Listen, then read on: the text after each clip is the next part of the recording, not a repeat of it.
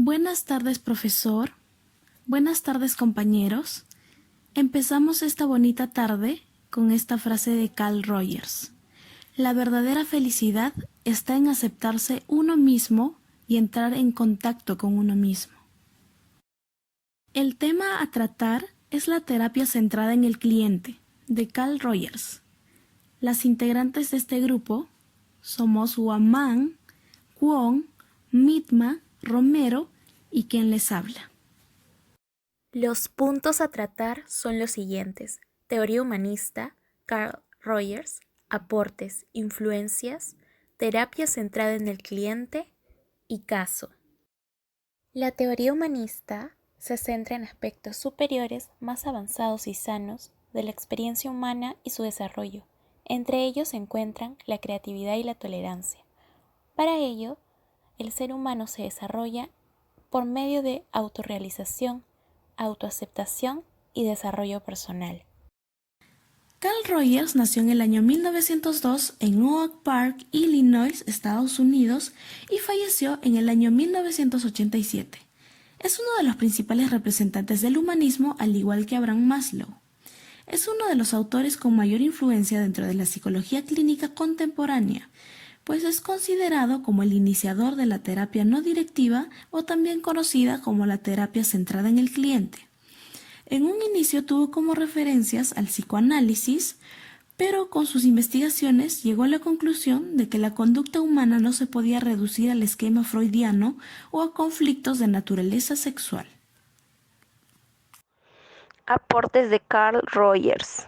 Su primer aporte se dio cuando él se encontraba elaborando su tesis doctoral, en la cual desarrolló un instrumento para medir un aspecto subjetivo. Este aspecto significaba la adaptación de la personalidad del niño. La herramienta de su elaboración de Carl Rogers nos ayudaría a identificar cómo era la adaptación que sufrían los niños al conformar su personalidad. El segundo aporte se da ya encontrándose realizando la terapia psicoanalítica en niños. Ahí él pudo adquirir conocimientos para desarrollar su propia forma de terapia. Él lo denominó terapia de la relación.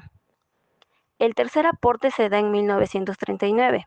Él publica un libro en el cual escribe acerca de la no directividad de su terapia.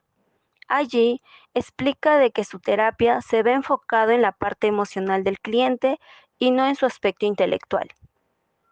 El cuarto aporte se dio en 1981. Él cambia el nombre de terapia de relación a terapia centrada en el cliente. ¿De qué constaba esta terapia? Consta en que el terapeuta busca potencializar la capacidad humana, además de destacar su potencialidad de crecimiento. Teoría humanista de la personalidad. Según Morris y Maisto, la teoría de Rogers se centró en que las personas están al servicio de mentes positivas. Ello quiere decir que los seres humanos están motivados positivamente y progresan hacia niveles elevados de funcionamiento. Tendencia biológica a la realización. Se refiere a que todo hombre nace con predisposiciones genéticas para lograr ser mejor de lo que podría llegar a ser. Este impulso biológico ayudará a la persona formando su autoconcepto, simbolizando quiénes somos y qué buscamos. Como ven, en ello entra a tallar diferentes aspectos, donde el ser humano se propone metas de qué quiere ser más adelante, qué quiere lograr. Constantemente va exigiéndose para hacer un impulso hacia sí mismo de autorrealización, de querer tener muchos más logros.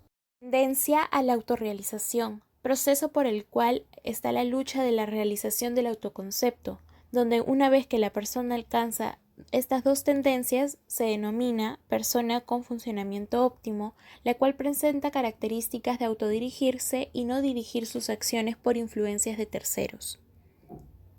Ello hará que el ser humano se encuentre en constante cambio y que se deba adaptar a las circunstancias en las que vive. Esta adaptación depende de la capacidad que va a tener la persona para aprender de las propias experiencias que ha vivido a lo largo de su vida. Estilos de crianza. Consideración positiva incondicional. siendo éste respetado y amado, ya que por medio de una forma incondicional y cercana, el resultado de esta crianza va a ser de personas óptimas. La actitud del terapeuta va a ser con total respeto y aceptación a las vivencias y sentimientos del cliente, para entender aquello que transmite el paciente a forma de experiencia. Consideración positiva condicional, siendo aceptados solo ciertas acciones que le agraden a los padres o familiares.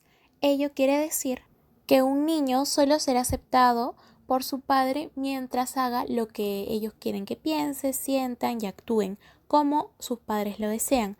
Así ellos serán percibidos de forma aceptada. De lo contrario, no les harán caso y será desfavorable para los niños. Aprendizaje experiencial. Rogers consideraba inútil el aprendizaje cognitivo, por ende se enfoca más en el aspecto intelectual, en el cual considera que las emociones tienen un rol fundamental para el aprendizaje a lo largo del tiempo. En este aprendizaje contribuye la autoevaluación y se da por iniciativa propia, desencadenando un aprendizaje significativo para la persona. Mediante ello podemos mencionar cómo aprendimos a montar bicicleta, y es que en nuestra memoria quedaba el caernos y volver a levantarnos. Ello forma parte del aprendizaje experiencial. El aprendizaje experiencial nos va a brindar diferentes oportunidades, nos va a ayudar a profundizar más en cuanto a qué problemas o qué situaciones aún no sabemos realizar bien. Nos ayudará en nuestras habilidades, conceptos, principios y a comprender cómo hemos adquirido este aprendizaje y cómo podemos seguir adquiriendo nuevos aprendizajes. Las influencias que tuvo Carl Rogers. En primer lugar se encuentra el naturalismo. En Rogers, este movimiento tuvo una gran influencia, sobre todo por parte de Rousseau. Algo que destaca mucho en la teoría de Rogers es la idea de la bondad del ser humano como algo natural e innato. En segundo lugar se encuentra el psicoanálisis. Rogers recibió influencia por parte de Otto Rank y Jesse Taft. Rank desarrollaba sus técnicas psicoterapéuticas que iban dirigidos a ayudar a ganar independencia a sus pacientes. Y en el caso de Jessie Taft, ella aplicó una terapia de relajación que mantenía libre de control a las conductas del paciente. Estas dos técnicas fueron la base para la formación de la terapia centrada en el cliente. En tercer lugar tenemos a la fenomenología, Gestalt y teoría del campo. Para Rogers, la realidad es la percepción que cada individuo tiene de ella. Es así que el terapeuta que pretenda entender al paciente y o cliente, aparte de tener en cuenta lo que realiza objetivamente, tiene que percatarse también de la percepción subjetiva que éste tenga del mundo. Al trabajar estos dos elementos, habrá una mejor vinculación entre el paciente y psicoterapeuta. En cuarto lugar tenemos el existencialismo. Este pone énfasis en la existencia, en la manera en que los seres humanos viven sus vidas, la libertad que les pertenece para realizar cualquier actividad. Una de las teorías que más impactó a Rogers fue el yo-tú de las relaciones interpersonales de Martin Buber. Y con respecto a Kierkegaard, Rogers admira la concepción que tiene del hombre como ser independiente e individual. En quinto lugar tenemos al pragmatismo. Aquí Rogers enfatiza la verdad como conocimiento que no es interno o externo al organismo, sino como parte de la interacción con el medio ambiente, es decir, es validada por la experiencia, permitiendo así la construcción reflexiva más allá del usual. En sexto lugar tenemos el empirismo y el experimentalismo. Para Rogers, el individuo, al momento de interrelacionarse con su medio ambiente, va a comenzar a experimentar subjetivamente diversas vivencias que se van a relacionar con su medio y también con las personas que lo rodean. Aquí se van a resaltar conceptos como el vivir, el aquí y el ahora. Y en último lugar tenemos a las influencias orientales. Aquí Rogers descubrió que muchas fuentes orientales tenían cierto parecido con su obra. especialmente con el budismo Zen y las obras de Lao Tse.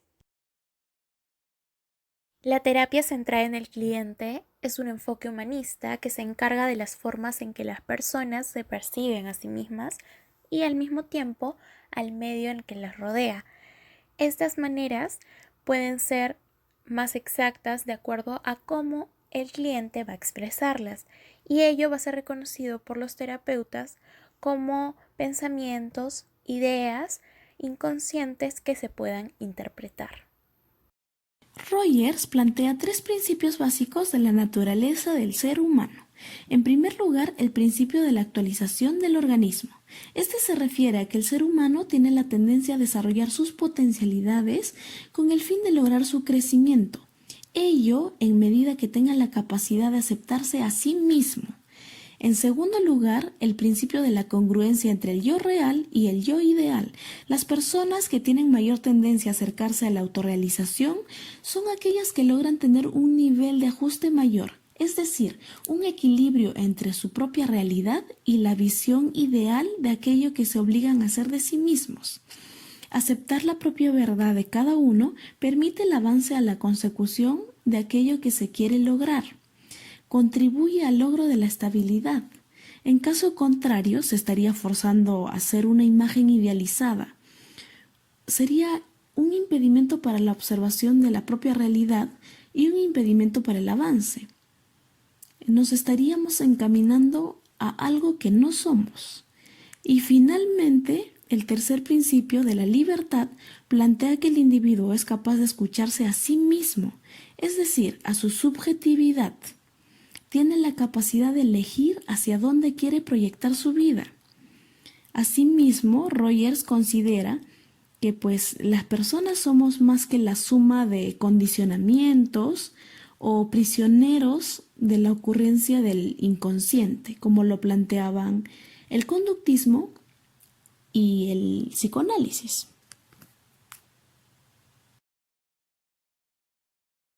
En la terapia centrada en el cliente, hay ciertos aspectos que el terapeuta no debe realizar, como por ejemplo, persuadir al cliente para que éste manifieste lo que él quisiera escuchar, interpretar o dar consejos, mucho menos elogiar o criticar, o dejarse llevar por los sesgos, porque ello afectaría en la relación que se está entablando entre terapeuta y cliente. Entonces, ¿qué se requiere del terapeuta? Pues que desarrolle 2 aspectos importantes para que el cliente pueda encontrar las respuestas a aquello que necesita para su progreso, como por ejemplo el conocimiento y el esclarecimiento de los sentimientos, a través de la escucha activa, la atención, el acompañamiento y la tranquilidad. Rogers plantea 3 condiciones para que se establezca una relación adecuada durante la terapia. En primer lugar, la autenticidad. El terapeuta comunica los sentimientos que está experimentando en ese momento, es decir, se muestra abiertamente y sin máscaras, manifiesta algunos aspectos de su vida. El ser auténtico involucra la voluntad de vivir de forma existencial. Ello le permite que fluyan sus emociones durante la interacción. La toma de conciencia de esta secuencia de emociones hace que las manifieste de una forma verbal y no verbal, habiendo una coherencia, la cual facilita que el cliente se sienta en confianza, ya que considera que el terapeuta se está mostrando de una forma sincera. En segundo lugar, se encuentra la aceptación positiva incondicional. La aceptación positiva incondicional tiene la intencionalidad de dar valor a la experiencia de la otra persona. Implica que el terapeuta valide al cliente sin juzgarlo, mostrando interés y respeto por lo que está experimentando. Tiene una mirada de aprecio al otro. ¿Y cómo? Pues con una consideración positiva. Es decir, muestra una postura de confianza con respecto a las capacidades de desarrollo, de crecimiento, de la libertad de decidir y hacerse responsable de las consecuencias de sus decisiones. Cuando el terapeuta mantiene esta actitud, muestra aprecio por el cliente, teniendo en cuenta esas capacidades para regir su propio desarrollo. Esta aceptación es una muestra de altruismo, porque no condiciona al cliente a mostrarse con una apariencia de sí, o como un ser incapaz de encontrar soluciones a sus cuestionamientos. En tercer lugar, la empatía. Implica que el terapeuta puede involucrarse en el mundo interno del cliente, es decir, tener la capacidad de percibir lo que le sucede a través de lo que expresa, mostrando una actitud de escucha activa, a profundidad, interpretando asertivamente las emociones que está manifestando. A partir de esta comprensión de emociones, el terapeuta valida lo que está experimentando el cliente. De esta forma, al percibir la identificación, el cliente se muestra con más apertura para manifestar aquello que lo aqueja, porque ve a su facilitador como un ser humano sensible que lo comprende. A partir de lo mencionado, Rogers describe 7 etapas por las cuales pasa el cliente. En la primera etapa, el cliente muestra poca capacidad o disposición para manifestar o demostrar el self, es decir, el sí mismo. No reconoce sus sentimientos ni lo que necesita cambiar. Incluso puede manifestar excusas del por qué se encuentra ahí o decir que lo obligaron. En la segunda etapa, el cliente puede describir sus sentimientos en algunas ocasiones, pero no es lo esperado. Sin embargo, muestra indicios de reconocimiento de que está pasando problemas y conflictos. En la tercera etapa, hay una descripción de sentimientos vividos, pero que son inadmisibles. Sus expresiones se tornan más libres, incluso cuestiona la manera en que ha percibido las situaciones, o su manera de pensar dándose cuenta de que esos problemas no ocurren fuera de él, sino dentro. En la cuarta etapa, hay un reconocimiento vago de que los sentimientos que han sido evitados por un tiempo prolongado pueden afectar el presente. Comienza a hablar de sus incomodidades, de los problemas que están interfiriendo en su vida. Se evidencia una pequeña expresión de responsabilidad por sí mismo. En la quinta etapa, los sentimientos se expresan de una manera más libre. Hay una conciencia de los sentimientos antes evitados. Hay más responsabilidad para consigo mismo. Incluso hay un deseo por ser uno mismo. Ya en la sexta etapa, hay una aceptación de los sentimientos sin necesidad de negarlos. El cliente puede asumir con mayor seguridad el riesgo de ser él mismo en su interacción con los demás. Ya en la séptima y última etapa, el individuo ya no se victimiza, puede resolver sus problemas y conflictos, experimenta sentimientos y sensaciones nuevas. El proceso de convertirse en persona. El proceso de convertirse en persona se divide en 3 partes. En primer lugar, detrás de la máscara, que es cuando la persona comienza a dejar atrás las máscaras con las cuales venía enfrentando la vida hasta ese momento. El cliente examina la máscara y se da cuenta de la insatisfacción que ésta le ocasiona. Se cuestiona cómo podría llegar a su verdadero sí mismo. Además, descubre que gran parte de su vida estaba orientada a lo que él cree que debería ser y no por lo que es en realidad. La exploración que va realizando el cliente se va tornando un poco angustiante cuando tiene que dejar aquellas actitudes falsas que antes pasaban desapercibidas, pero que ahora es consciente de ello. Sin embargo, la persona avanza hacia su objetivo final, teniendo la libertad de pensar, sentir y sobre todo ser. En segundo lugar, se encuentra la vivencia del sentimiento. Esta consiste en descubrir aquellos elementos que eran totalmente desconocidos para sí mismo. Según manifiesta Rogers, en nuestra vida cotidiana existen 1001 razones que nos impiden experimentar plenamente nuestras actitudes. Razones las cuales pueden estar originadas por nuestro pasado y también por nuestro presente, y otras que son surgidas por ciertas situaciones sociales. Es decir, la persona se siente aprisionada y con un conflicto interno por no poder expresar sus emociones libremente. Sin embargo, gracias a la seguridad y libertad que ofrece la relación con el terapeuta, estas pueden ser experimentadas con plenitud. Y en último lugar, el descubrimiento de sí mismo en la experiencia. Para que la persona llegue a ser ella misma, Rogers nos manifiesta que implica descubrir la unidad y armonía existentes en sus verdaderos sentimientos y reacciones, y no tratar de imponer una máscara a su experiencia o imprimirle una forma o estructura que distorsione su verdadero significado. Es decir, el original sí mismo se descubrirá de forma natural en las experiencias individuales. Todo esto sucederá con la ayuda de una buena relación con el terapeuta, donde exista un clima cálido y de comprensión. La persona funcional al completo. La persona funcional al completo debe tener estas 5 características: apertura a la experiencia, vivencia existencial, confianza organísmica, libertad experiencial y creatividad. Con respecto a la apertura a la experiencia, comprende la capacidad de aceptar la realidad, incluyendo los propios sentimientos. Estos sentimientos son parte importante de la apertura, puesto que conllevan a la valoración organísmica. Si no puedes abrirte a tus propios sentimientos, no podrás abrirte a la actualización. Luego contamos con la vivencia existencial. Esto corresponde al vivir en el aquí y ahora.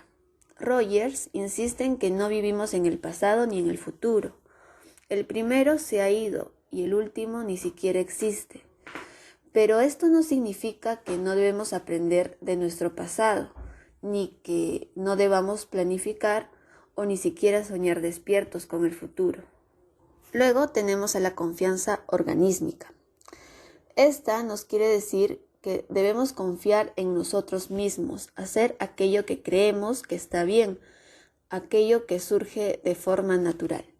Rogers se refiere a que es la confianza en el propio yo, en el sí mismo real. En otras palabras, la confianza organísmica asume que está en contacto con la tendencia actualizante. Luego, en cuarto lugar, tenemos a la libertad experiencial.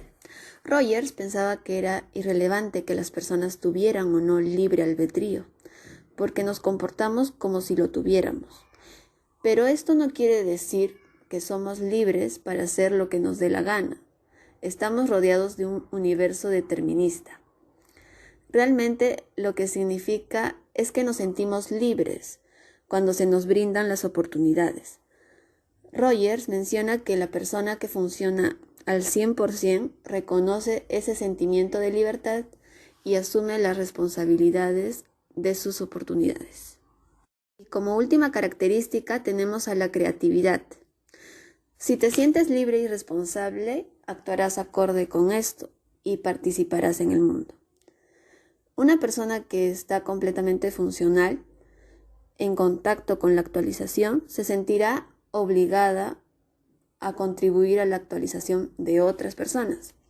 Esto se puede hacer a través de la creatividad en las artes o en las ciencias, a través de la preocupación social o el amor paternal, o simplemente haciendo lo mejor posible el trabajo. I know it isn't pregnant, but I can't believe she could understand me if I said something like that. Well, she'd understand me, but I'm afraid she'll think I always feel that way to her, and I don't want her to think that I hate her. I mean, even if sometimes I do, I don't feel as if I can say it. I feel as if I can't say it, because I don't want her to feel that I do, and I feel as if... And this is a feeling I just cannot bring out to her because it might hurt her. I just can't.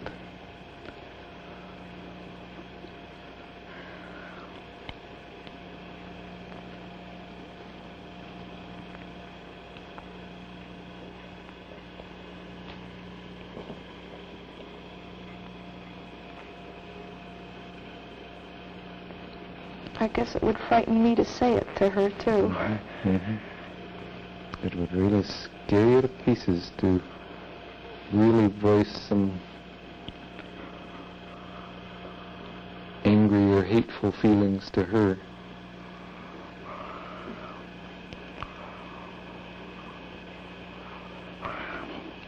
I guess I'm scared that if I said to her,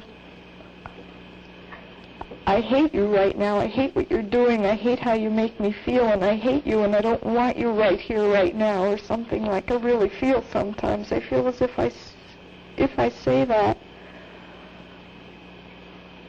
I mean, she could never like me again, or something like that. I mean, You I just feel yeah. That would be the end. She couldn't ever love me again if I said something like that.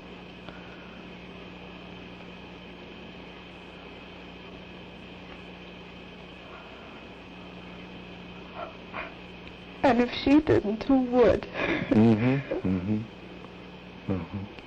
So really it would be risking that such a priceless thing. If she didn't love you, who would? It just seems as though that's too much of a risk.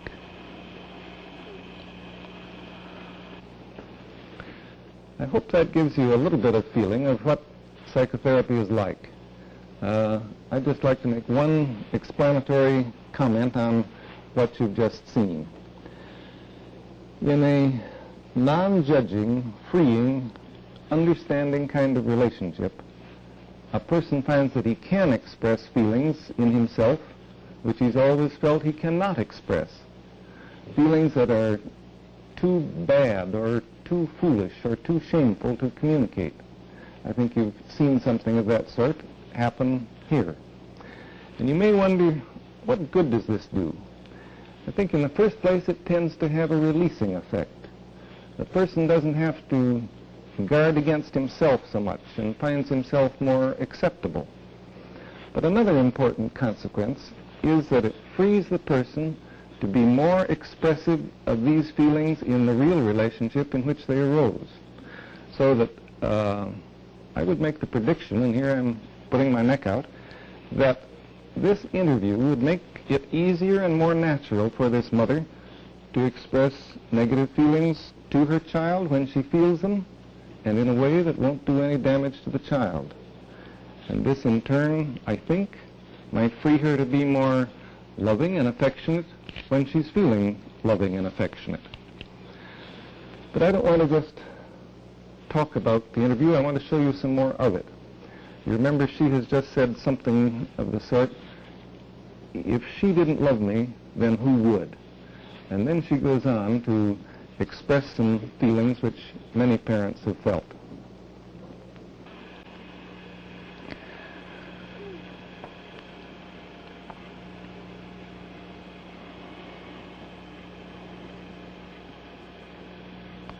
Sometimes I feel pretty much alone and as if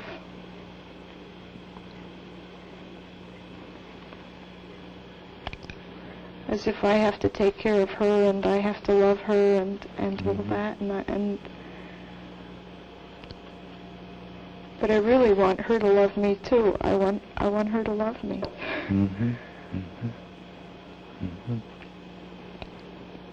Sounds as though sometimes you feel somewhat burdened by all the love you have to give her, and you want some in return too.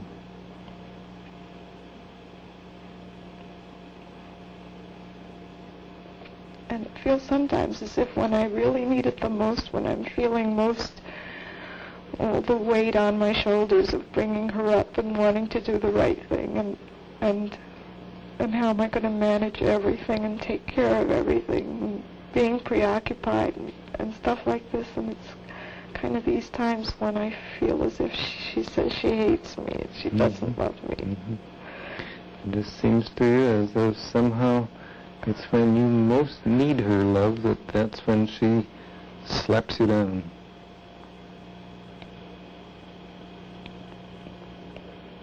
And then I really feel all alone. Then you feel very much alone.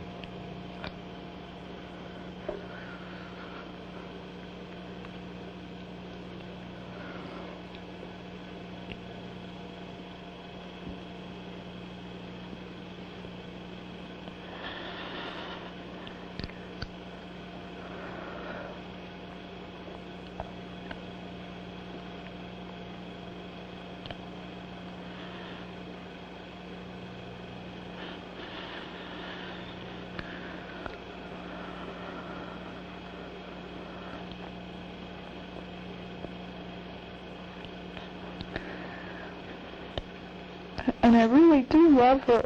It's a crazy sort of thing, but I really do. And I sort of want her to know that. This is something very real and deep in you, that you do love her. And you'd like her to really appreciate that. And I sometimes feel as if she doesn't appreciate that, and she doesn't appreciate me, and then I think, oh, why do I even want that, or why do I expect that? I have no right to expect her appreciation or something like that. Why should she? I'm supposed to be doing these things for her, and I'm supposed to be feeling these ways toward her, and I have no right to expect her to appreciate me for things that I have to give her or something like that. There's so many things that you're supposed to feel, and you feel you just have no right to feel some of the things you do feel, like wanting her to appreciate you.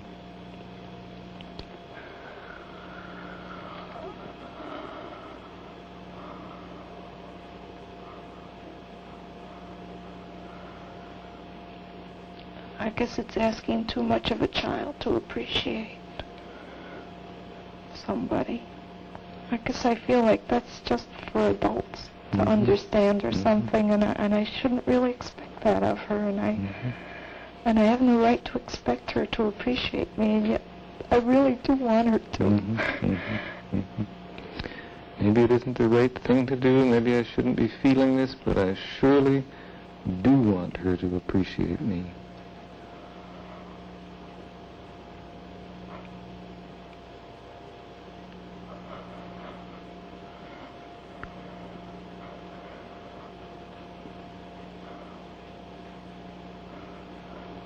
And I'm so hurt when she doesn't, and I hate that. Just feel so annoyed with yourself when you're hurt at her lack of response. And I think, gee whiz, I mean, I used to resent it so much when my mother would say, you know, that we don't appreciate her, kids don't appreciate her or something, and I used to think, well...